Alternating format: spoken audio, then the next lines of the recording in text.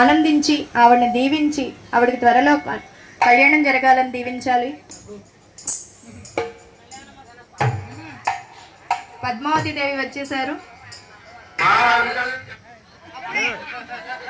పద్మావతి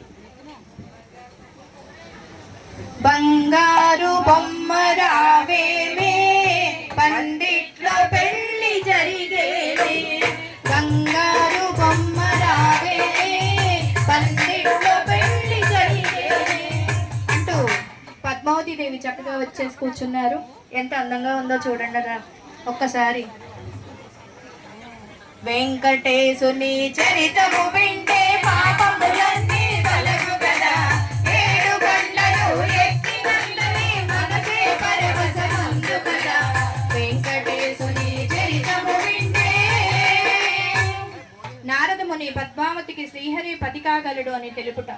ఒక దినమోన నారదముని పద్మావతి కడ తెరుదెచ్చే, మునివర్యులను చూసిన వెంటనే ఆనందముగా భావించే. ఉచితాసనమున కూర్చోబెట్టి పదములు కడిగి ప్రణమిల్లి హృదయమున శిరమును వంచి భక్తితో నిలిచెను పద్మావతి. భక్తికి లేచి కుశలములడిగి పద్మావతిని దీవించి కళ్యాణమస్తు అంటూ పలికి కవితలే తెలవసాగే. హస్తముద్రికలన్నీ చూసి స్వస్తిక చిహ్నములున్నవి అంటూ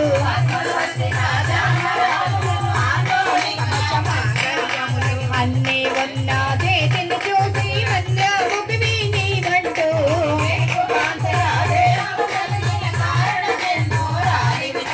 లక్ష్మీ కళతో ఉన్న నీకే శ్రీహరి తానే పతి కాగలడు.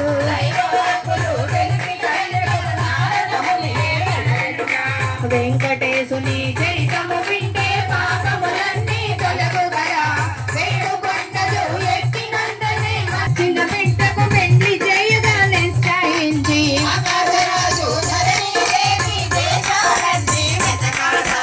ఆ సమయమున నారదమునియే ఆకాశరాజు చెంతకు చేరి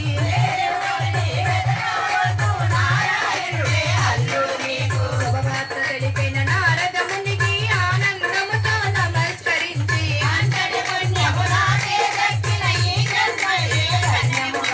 ఎదుకుల వంశుడు యశోవంతుడు ముల్లోకాలకు మూలము అయిన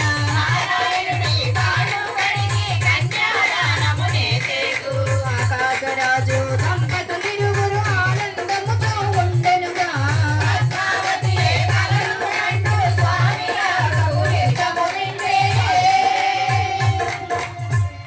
శ్రీనివాసుడు వేటకు వెళ్ళుట.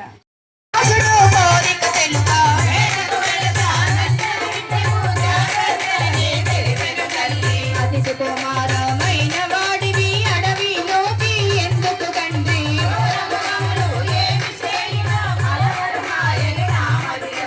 అమ్మా నీవు భయపడకమ్మా నీతో బిడ్డ విరుగు కాదు.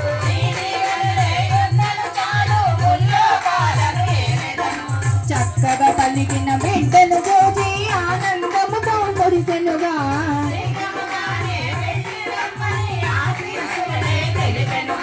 చక్కని అంజుల బట్టలు కట్టి ముత్యాల దిద్ది ఆభరణాలు ధరించి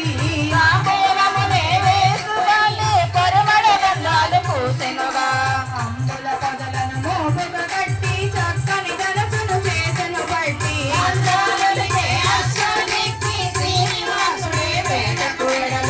కారణ్యము మధ్యకు చేరి తను సంకారము చేసెనుగా.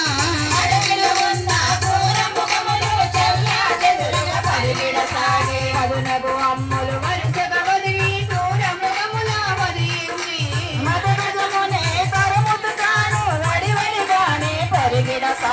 వెంకటేశుని చరితము వింటే శ్రీనివాసుడు శృంగారవనము చేరుట. గజమును కానక అలసట చెంది శ్రీనివాసుడు వనమును చేరే,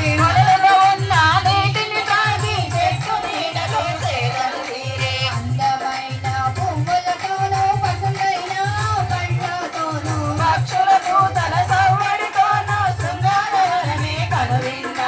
వెంకటేశుని చరితము వింటే శ్రీనివాసుడు పద్మావతిని చూచుట.